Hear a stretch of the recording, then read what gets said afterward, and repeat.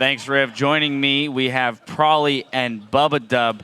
Why do you guys keep doing this to us? We're like, I mean, everybody is just on the edge of their seats during these games.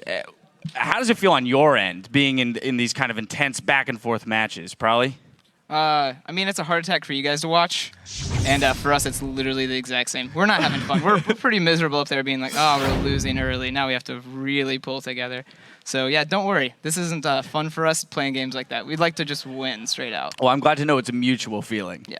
All right, I want to go all the way back to Champion Select really quick right now because you guys got Kale, you gave up Braum, and you picked Nami over that. What was the strategy coming into Champion Select? Well, we had a strategy to make sure that top didn't get too far behind. And he got solo killed. Well, what does that do? But the strategy was to have jungle pressure like top so that he couldn't get dove easily and make sure that bot lane would be fine, even if we got camped. So I'd say that Braum can have trouble early in the laning phase, and that's pretty much why I shied away from that pick. Okay, but you said that your strategy was to avoid the top lane getting snowballed, but it ended up happening anyway. Is that why the game went on so long, and how did that change your shots in the middle? Yeah, we generally, well, when it started to go bad top, and we had to give up a lot of pressure on the map. So at that point, we knew we were a late game scaling comp. So we give up as little as we can while, I mean, just scaling and getting what we can, right?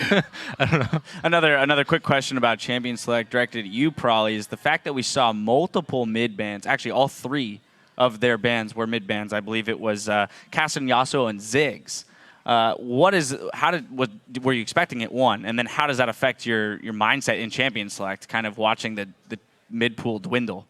I guess I didn't see our game yesterday, because when they banned Yasuo, I was just laughing. It's like, I'm so bad at that champion. But when they banned three mid champions, it's like, there's too many mids right now. So after they banned all that, I was like, well, I still have Orianna. I still have a few others that were kind of in the mix, but Orianna was just picked because, yeah, we made a late game comp really easy, with the wave clear. So I wanted to pull out a goofier mid, but we definitely wouldn't have been able to hold the game the way we did with someone other than Orianna. Or, I guess Ziggs would do the same. You say you're bad with Yasuo. You didn't have a great performance on it yesterday. Is it all Robert? Is that really what this is? Because you're undefeated on the Yasuo Trisk. Yeah, I'm undefeated and undefeated feeding with Yasuo. Because both Yasuo games were straight up feeds. I don't know, man. I don't know about that champion. I just don't get it. All right, one of the things I want to touch on, though, with the Orianna, you went 0-1-9, right? So it's a very, supportive-looking score. How does that feed into your style of play, too, when we're looking at the team fights and the way they played out this game? I mean, I do like weird goofy mids and assassins mids and stuff. But when I played other games, I really liked the support-ish kind of role. So I do have a lot of fun playing the support mids like Ori or Lulu. And that's kind of what Ori fits into. I was able to just keep Robert alive, and then for some reason I was able to engage fights well.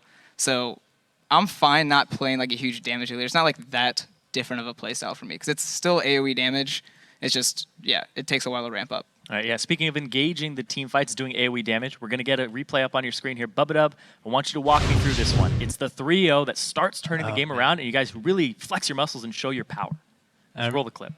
All right, so Prawley's like, oh, I'm going to ult this wave. So I'm just waiting for it, and I'm pretty sure he gets Lucian, and I immediately throw my bubble and then ulti and hope to hit people. And as soon as my ulti goes through 3 of them, we knew we won the fight, so we're just jumping in, trying to get as many kills.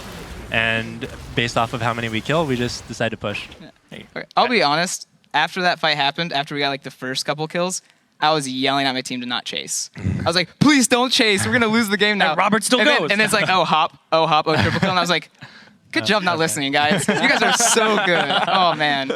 They listened eventually. You guys got the mid inhib off of that, and the game really just started going back and forth a lot. Yeah. Go for it. I was just going to say, once we got that mid inhib, that was kind of what helped us extend that game. So the second we got the mid inhib, it was like, cool, now we can keep farming because they're not going to be able to push on that. Exactly. So when you do have a favorable fight like that, you get a room to breathe, right? What is the first thing you try to establish? Is it vision control? Is it just, let's get back and buy, let's regroup? What are you looking to do? Yeah, backing and buying is definitely not what we want to do, though. Yeah, if people are dead, you got to make sure you keep the pressure on the map. So we kind of, I don't know. We looked. It was like, oh, I think Baron was up. Or was Baron up? No. No, Baron was up. Okay, so we didn't have any objectives to take other than their turrets. So it Might was have fallen back to Dragon. yeah, I think we but- fell back to Dragon afterwards. Yeah. So yeah, it's just kind of like, if there's no objectives, then probably vision control's your best option. But we had an option to push and get an inhibitor, which was going to extend the game. So that was our best play right there. There was, however, a huge Irelia, so we didn't want to push out too far because Oh yeah, she was scary. we just basically used that inhibitor to stall the game even longer. Yeah. Yeah, you guys got to this point where it's just so late game, and this happened yesterday too. When the gold gets this huge gap between the two teams, what does the shot calling become like to come back into it? And you guys keep doing it, and you do it better than any other team in the NALCS right now. You guys have that blue turtle shell going for you. Like, what happens with those calls, Bubba? You got to explain this to me. Well, when we have a huge gold deficit, it's all about giving up objectives that we can't contest. A lot of teams are getting really good at vision control, so they end up choking us out of vision. We're like, well, we can't contest it now, so we just don't. And a lot of teams, they'll try and contest it, and then they'll get aced, and they'll lose the game off of it. And that's something that we've actually been able to change during this split. Like, at the beginning of the split, we would basically do the same thing. Yeah.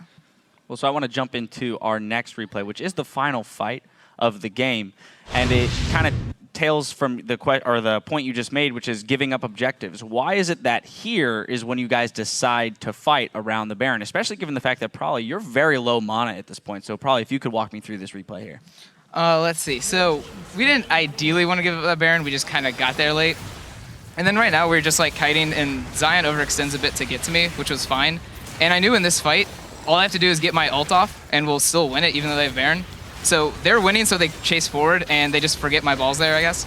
And I was able to get an ult off. And then right now it's just, all right, make sure Robert's alive so he can clean up the fight. And Wes does a good job flashing over to protect him so he doesn't die again. I mean, it was a pretty fantastic ult. You managed to get both Syndra and Lucian in that ult. Yeah. A lot of damage right there. Well, that was really scary because when I saw Syndra still having her Banshees, I was like, man, I can't just leave my ball there and ult. I need to move my Q around to get her Banshees off and then ult. So it was, my ult would have gone out a lot sooner if I could have, but I literally just kept it because I had to, and then it ended up working out well. And Dignitas right now, they're in first. Why do you guys keep beating them? You're 2-1 against them. Is it just the fact that they have the vision control and you just don't contest the objectives you can't contest? Is that what it is, or? I think we're just here to ruin people's fantasy points. That's it. That's honestly it. Fantasy League killers. If Fantasy League wasn't here, we'd probably be 0-28, the dream. Yeah, that was our goal. Yeah. All right, so given the fact that that was such a long, grueling game, just like you had one yesterday, Oh, yeah. except for today, you have another game to play. How do you recover mentally and physically even to be prepared for that game? I would say energy drinks. Lots and lots of energy drinks just to keep us going. Fair enough. Fair enough. All right, well, thanks, guys, so much for joining us here on the desk. It was a great game to watch. Best of luck in your game against TSM later today.